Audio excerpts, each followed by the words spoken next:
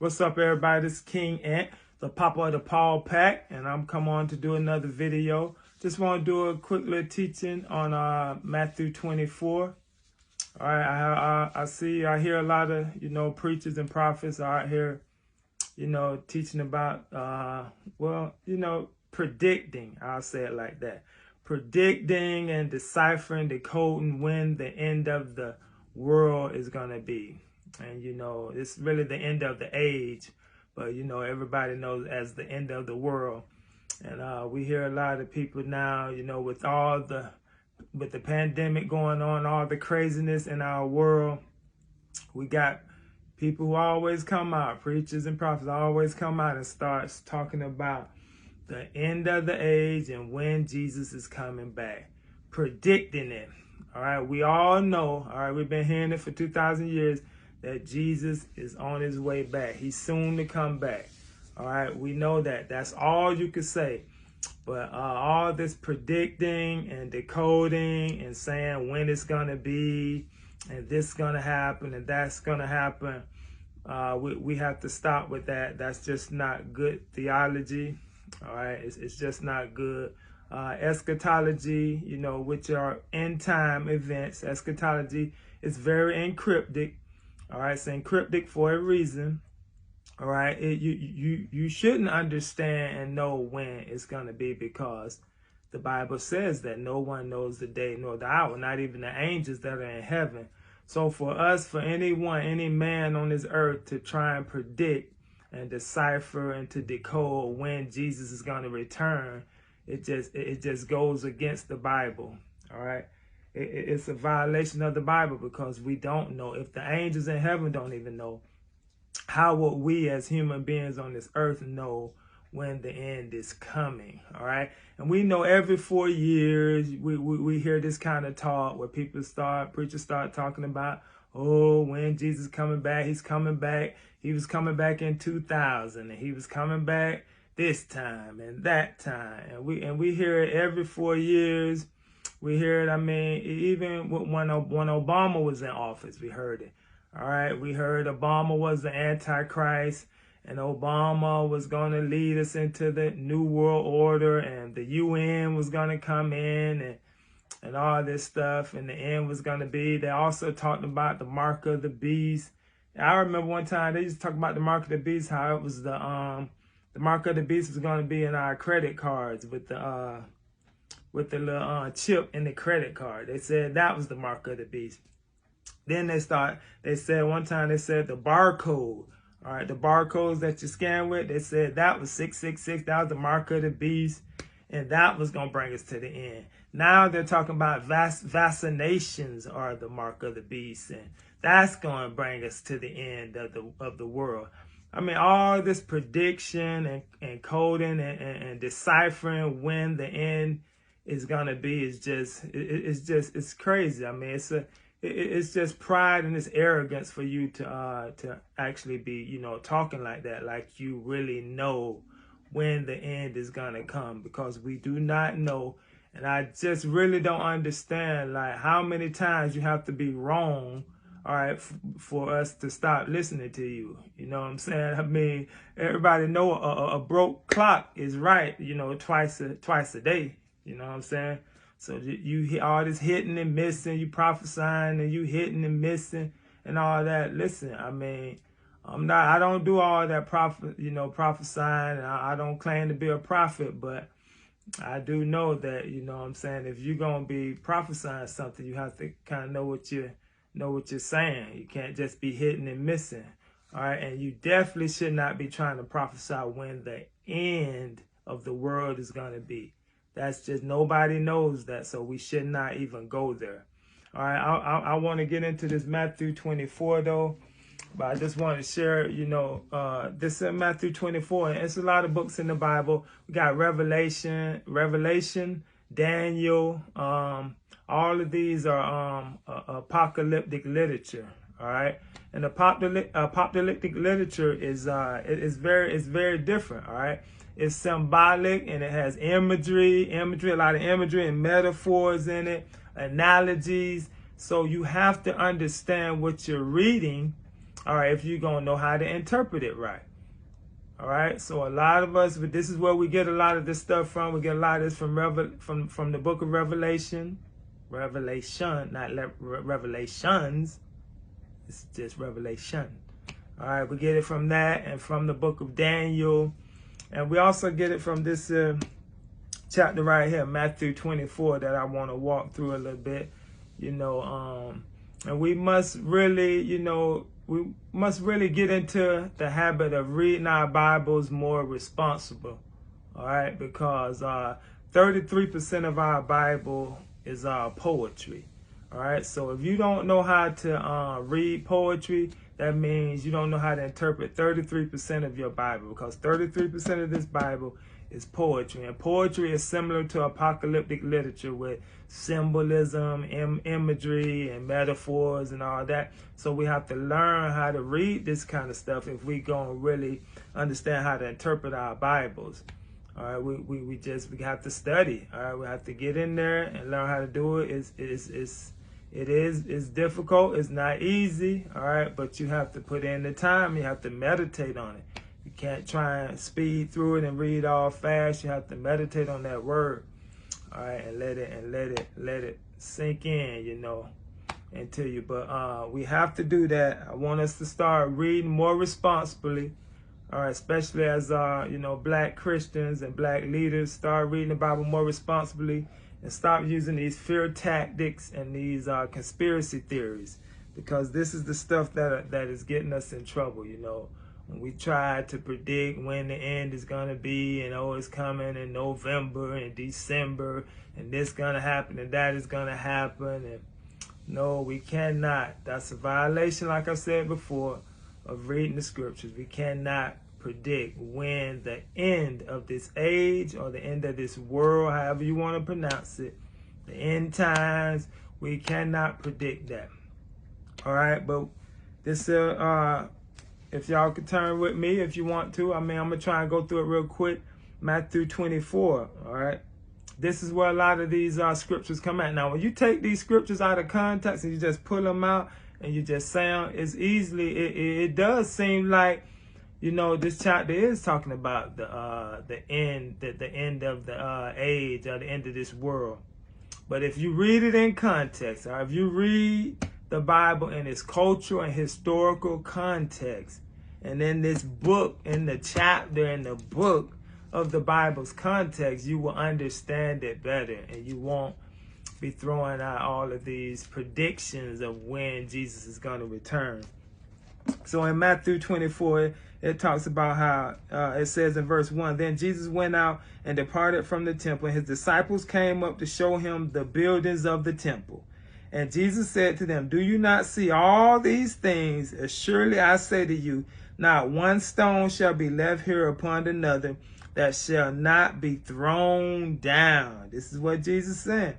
"Now as he sat on the Mount of Olives, the disciples came to him privately, saying, 'Tell us when these things will be, and what will be the sign of your coming and the end of the age?'" All right, so these are the two questions that the disciples asked Jesus. All right, they said, they was looking at the temple in Jerusalem and saying how beautiful it was, and it was very adorning and beautiful. So they were looking at it, and Jesus said, "Man, this thing finna be destroyed, shortly." And and of course, they're gonna ask the question and be like, "Hey, what do you mean?" Because the temple in Jerusalem was their everything. All right, if you talk about the temple in Jerusalem, if you would say that they were going to lose it, they was thinking, yes, that would be like the end of the world to them.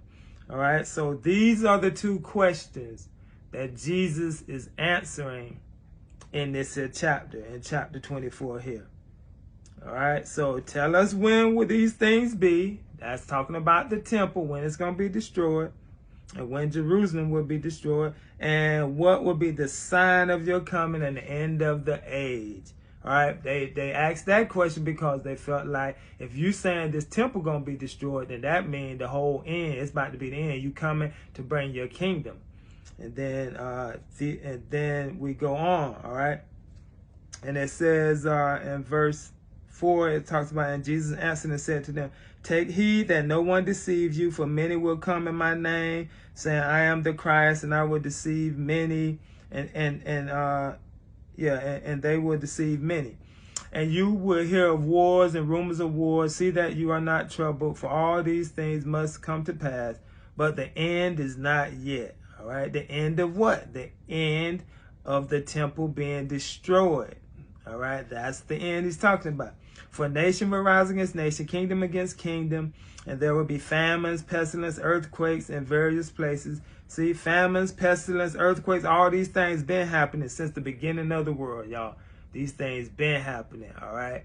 So we having, pestilence and pandemics and all. This is not, just because this stuff is happening doesn't mean it's the end of the world. These things been happening, all right? We having earthquakes, all right? They predicting earthquakes and all this. This stuff been happening.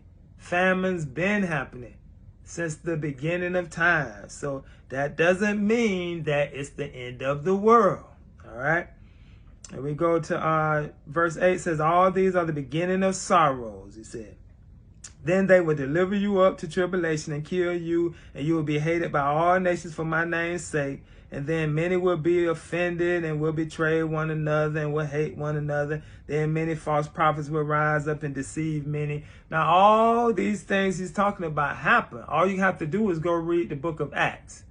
All right? After Jesus died and rose again and ascended into heaven, all these things took place that he's mentioning right here. It took place. Read the book of Acts, and you will find these things out. We turn to verse 12. It says, and because lawlessness will abound, the love of many will grow cold. But he who endures to the end shall be saved. And this gospel of the kingdom will be preached in all the world as a witness to all the nations, and then the end will come.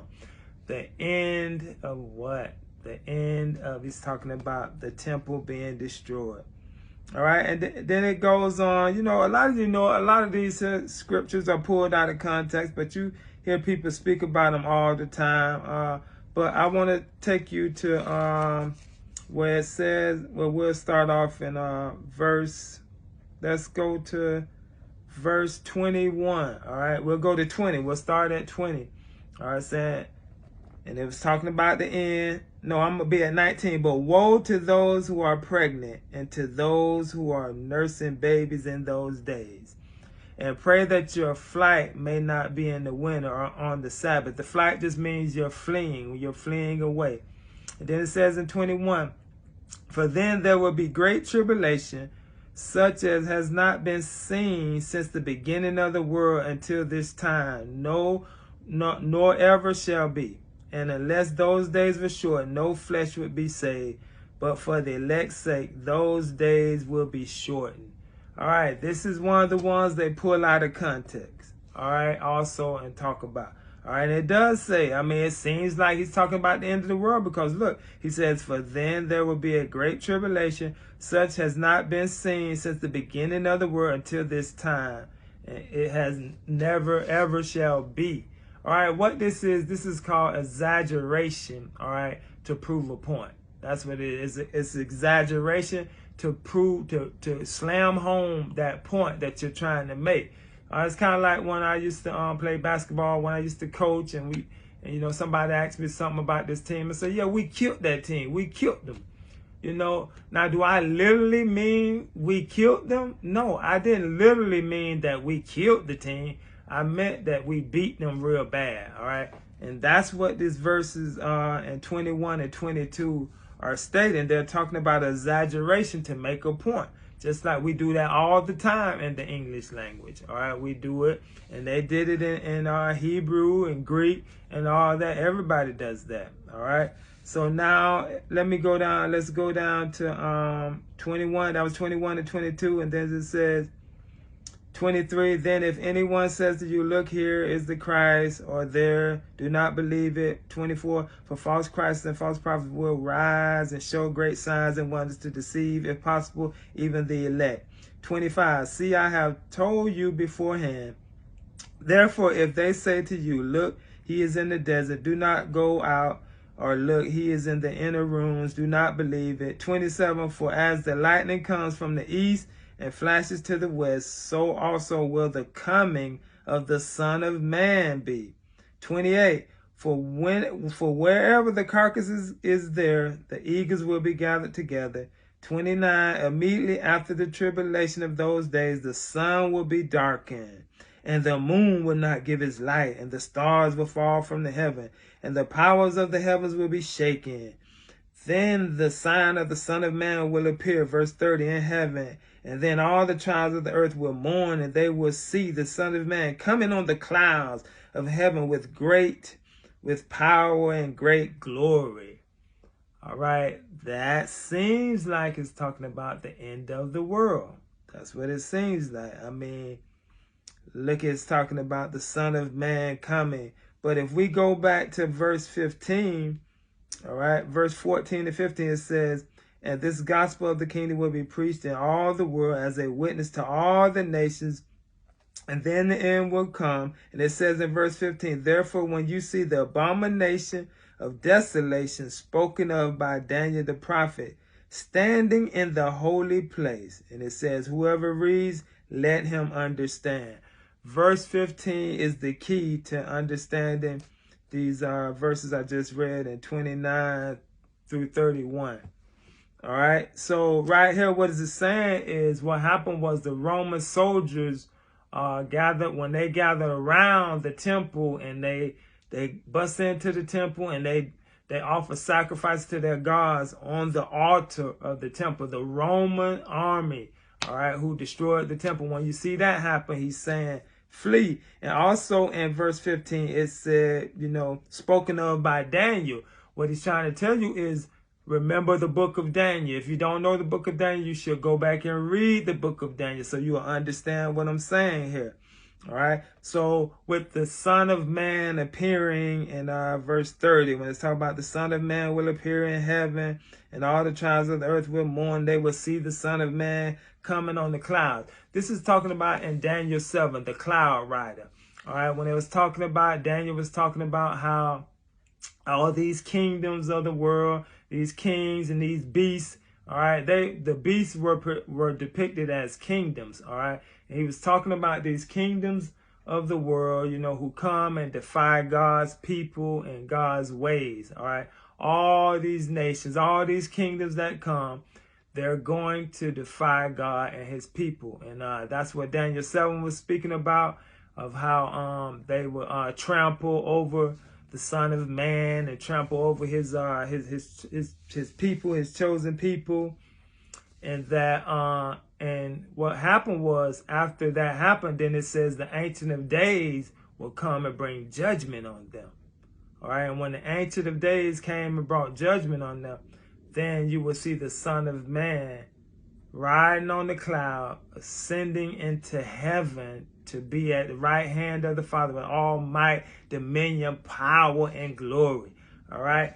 And what would this be speaking of? If what Daniel was speaking of in Daniel 7, this will be talking about when Jesus died on the cross and he rose again and he ascended to the heavens. All right. That's what these verses are talking about the Son of Man appearing in the clouds. All right. It was talking about him ascending, not descending down. All right. Not descending down for it to be the end of the world, but ascending up. All right. Jesus's execution on the cross was his exaltation of being king over the whole world. All right. Having all might and might and power. This is when he defeated the powers of darkness. All right. When he died on the cross. All right. And rose again on the third day and ascended into the heavens. All right. We see that, and it's a lot of verses out there. I give it to you at the end. That's talking about the ascension, of him going up. Many verses that talks about that, but we'll go back to 31. It says, and he will send his angels with a great sound of a trumpet, and then they will gather together his elect from four winds, from one end of heaven to the other. All right, that sounds like the end of the world, but what he is talking about is when he commissions his chosen people, all right, to go out and preach the gospel to all of the world, the Great Commission. All right, this is what he is speaking about here. It's not angels. Angels, that Hebrew word is Malek, all right? It just means messenger, all right? Sometimes when you see angels in the Bible, it's speaking of angelic beings, spiritual beings, but it also could be talking about messengers, human messengers, all right, that are sent out. And that's what he's speaking of here. It's these human messengers going out, preaching the gospel to all the earth, all the world. You know, they had to leave Jerusalem and go and preach this gospel to all of the world. And also in these verses where it spoke about, it's talking about, let me see, in verses 30, not 31, 21. All right, well, it was talking about the days. It was speaking about, let me see where that was at. Oh, yeah, verses 29. It's talking about immediately after the tribulation of those days, the sun will be darkened and the moon will not give its light. The stars will fall from heaven and the powers of the heavens will be shaken. All right. That sounds like that's the end of the world. I mean, if the sun is going to lose it's going to be darkened and the moon won't give its light. I mean, if you imagine that, you would think that, man, that's the end of the world. But what Jesus was quoting was Isaiah 13. If you look at Isaiah 13, I'll start reading from verse 6 and I'll go to 11. This is talking about the downfall of Babylon, all right? When Persia, the Medes came in and took out the Babylonian Empire, all right? And this same language was used, all right? It talks about in verse 6, it says, well, for the day of the Lord is at hand. It will come as destruction from the Almighty. Therefore, all hands will be limp.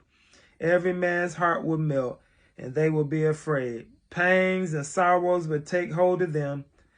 They will be in pain as a woman in childbirth. They will be amazed at one another. Their faces will be like flames. Behold, the day of the Lord comes, cruel with wrath and fierce anger, to lay the land desolate, and he will destroy its sinners from it.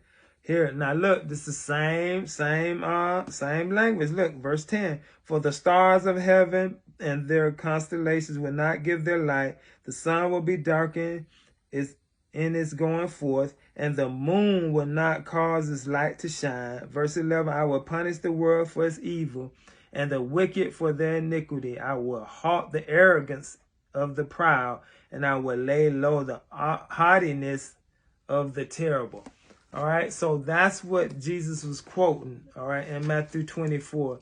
He was quoting what happened to Babylon, because what Jesus was doing, he was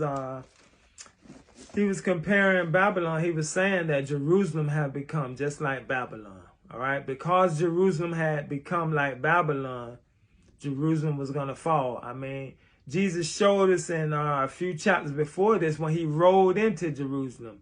All right, remember when he rode in Jerusalem on the donkey, and then he went into the temple and he destroyed the temple. All right, that was a physical manifestation of what is going on in Matthew 24. Jesus was trying to show them right then when he went into the temple and he threw the money changers and all that. He said, y'all have turned my father's house into a den of thieves, you know, and instead of a house of prayer. All right, and he threw right then and there, he was trying to, you know, show them what was about to happen to this temple, that this temple was about to be destroyed. So this is what's going on in Matthew chapter 24. And then you will see in verse 34, we'll go to verse 34, it says, surely I say to you, all these things that were said that we just read, surely I say to you, this generation will by no means pass away till all these things take place. Heaven and earth will pass away, but my words will by no means pass away. All right, verse 34 is the key. It says, this generation will not pass away before these things happen. That's your clue to let you know that he was not speaking of the end of the world. all right, or the end of this age. What he was talking about was the destruction of the temple and the downfall of Jerusalem, all right, because a generation is 40 years. So if you have a generation that is 40 years, all right, from the Bible's perspective, a generation is 40 years, all right. This happened around 33 AD, all right, and when Jesus was crucified, all right, no, not when Jesus was crucified, but when the temple was destroyed, that was in 70 AD. So it was 37 years after Jesus had prophesied this. So what Jesus said was correct. He said, this generation will not pass away till all these things take place. And it happened in 37 years before that generation passed away. So that's the key to knowing what Jesus was speaking of then. And then if you look at verse 36, and we go to verse 36, it says, but of that day and hour, talking about the second question they asked. All right, they asked about what will be the sign of your coming and when will be the end of this age. And he starts answering that right here in verse 36. But of that day and hour, he says, no one knows, not even the angels of heaven, but my Father only. But as the days of Noah were, so also will be the coming of the Son of Man be. For as in the days before the flood, they were eating and drinking and marrying and giving in marriage until the day that Noah entered the ark, and did not know until the flood came and took them all away. So also will be the coming of the Son of Man. All right. So right there, that's Jesus answering that second question. So he said right there, no one knows the day nor the hour, not even the angels. All right. He said the only sign I could give y'all is it's going to be like the days of Noah. All right. They didn't believe Noah and they were eating and drinking and marrying. That's the only sign we have to know when the end of this age or the end of the world would be. All right. That's all Jesus gave us. He said, man, I don't know. Only the Father know. He the only one know. So basically, and it goes on to say, you just have to be ready. All right. You have to be ready at all times. Because when that day comes, it's coming like a thief in the night. So you need to be on alert at all times. Be ready for Jesus to return at any time. All right. We should always be ready. Always be prepared. Like they say, be ready so you don't have to get ready. If you're already ready, then you won't have to worry about getting ready. All right. And the next chapter, chapter 25, talks about the 10 virgins, the 5 wise and the 5 foolish. It's explaining and telling you that. Be ready. Excuse me. Be ready. The foolish ones was not ready. They was trying to get ready. The 5 wise were already ready. They stayed ready. So they wasn't caught off guard. So that's what this Matthew 24 is trying to tell us. It's not trying to tell us the end of the world, the end of this age. It was depicting the downfall of the Jerusalem and the destruction of the temple in 70 AD. All right. And then in verses 36 and on, that's when he starts talking about the end of the age. No one knows. All right. No one knows the day nor the hour. And I'm going to give you some verses for the ascension. If you want to look at some more verses that talk about when Jesus ascended into heaven. All right. That's Mark 16 and 19, John 3 and 13, Luke 24 and 51, Acts 1, 9 through 11. And those same verses speaks on the ascension, Jesus ascending into heaven to be with the Father with all power, glory, and might, and how he destroyed the powers of darkness. And it also speaks in those same verses, it talks about how he commissioned them right after that to go out into all the world. That's what Matthew 24 was speaking of, all the way up to verse 36. So, don't let these people, let people fool y'all, with these predictions and talking about, the end of the world is going to be in November or December, and you better get ready and all that. You should already be ready. All right. You should already be ready. So it shouldn't be no thing of getting ready. No, you should be ready already. And nobody knows the day nor the hour. So These people cannot depict, decipher, and decode and predict when the end is coming. All right. Nobody knows but the Father. All right. Y'all be blessed. I'll be back, I don't know, probably next week with another video. So I'm just going to, be putting them out there. Y'all have a blessed night. God bless everybody. Stay safe out there. All right. See y'all later. Peace.